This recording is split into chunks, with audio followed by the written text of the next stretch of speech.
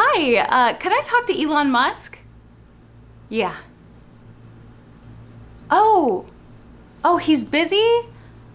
Oh, okay. All right, no problem. I'll try again tomorrow. Sorry guys, Elon is busy handling the launch that was scrubbed and tweeting about the fact that an aircraft flew into the unreasonably gigantic keep out zone, but that's a different story for a different day. While I wasn't able to get Elon on the phone today, I was able to see the conference in Barcelona where he gave us plenty of information about Starlink.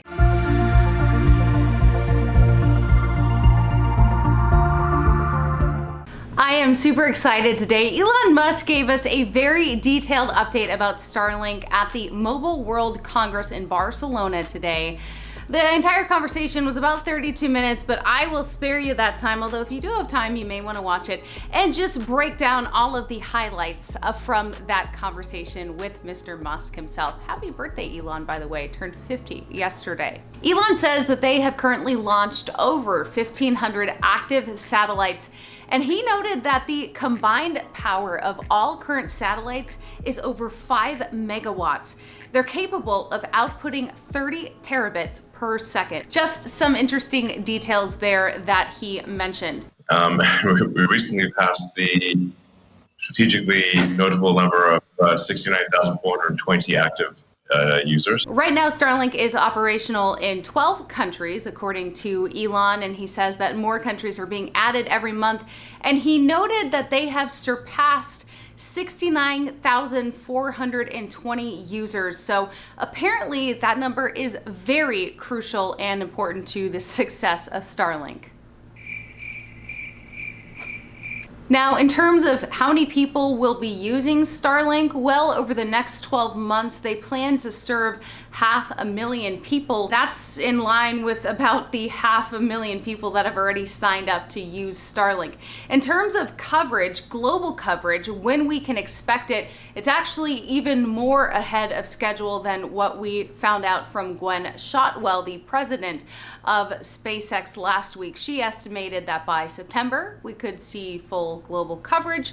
Elon says, no, it'll probably be by August. Starting in August, we should have global connectivity for everywhere except the poles. Elon says that they are continuing to innovate the user terminal, the ground stations, the satellites. Speaking of the satellites, he says that they're working on a version 1.5. Getting close to launching satellite 1.5, which has laser intersatellite links.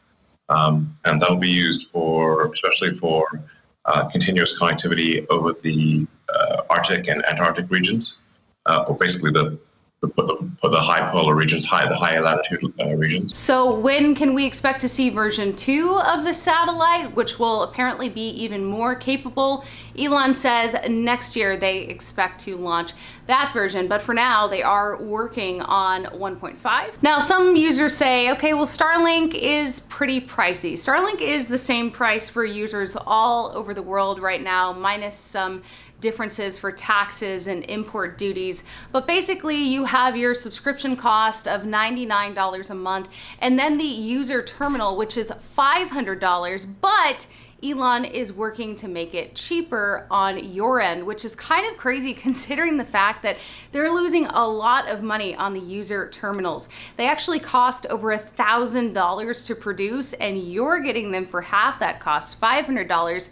The goal, though, is to eventually have that cost to the consumer and have them priced around $250 to $300 for the user terminal. And Elon says that those next generation terminals that they are currently working on will have the same capability, but like I said, they'll be about half the cost. So that is definitely pretty exciting. We're expecting to get latency down under 20 milliseconds. So you can still do. It feels very fast, like there's no lag. And you can play, for example, competitive video games on a Starlink system. Now, Elon stated multiple times in this discussion that Starlink is meant to be a nice complement to fiber and 5G. And really getting to the parts of the world that are the hardest to reach, the most difficult to reach, 3%, possibly 5%. And I think it really quite nicely complements fiber and 5G. He also plans to announce 2 major partnerships with telcos, but he's not ready quite yet to share who they are yet. He says he's in discussions with more telecommunications companies, so we'll have to just wait and see. But he seemed like he really wanted to reveal who SpaceX is working with. And Elon says that Starlink is proving pretty beneficial for the telecommunications community with data backhaul. And Elon pointed out something that I actually wasn't aware of. You know, a lot of countries are trying to get 5G, and in order to get a license for 5G, you have to demonstrate that you can provide rural coverage. And in a lot of cases, the rural coverage it's very difficult to make the economic case for rural coverage. So effectively, the urban customers end up subsidizing the rural customers, sometimes to a very, very significant degree. And so in some cases, just like, well, can you just take care of the kind of the rural customers that are required by our 5G license?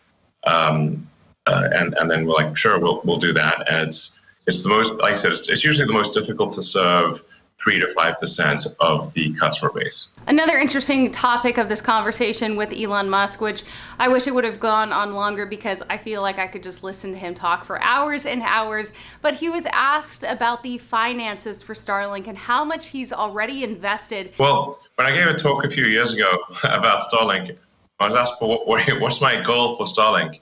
And I said, well, our goal is not to go bankrupt.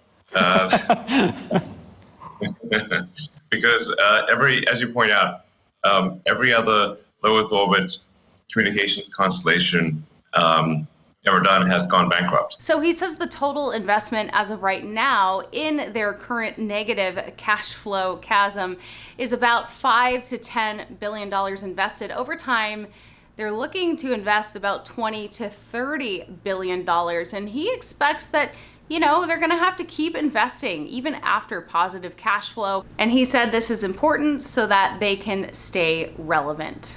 So we're pretty excited about the future. It's looking, we're getting overconfident, but it's looking quite positive. So a lot of topics were covered in that talk. I just wanted to get on here as soon as possible to deliver some of those highlights to you. I know that a lot of you guys follow me to get the latest Starlink news. So of course I'm here to provide for you, and I'm continuing to follow this topic. If you're new to the channel, maybe this is your first time here, thank you and welcome.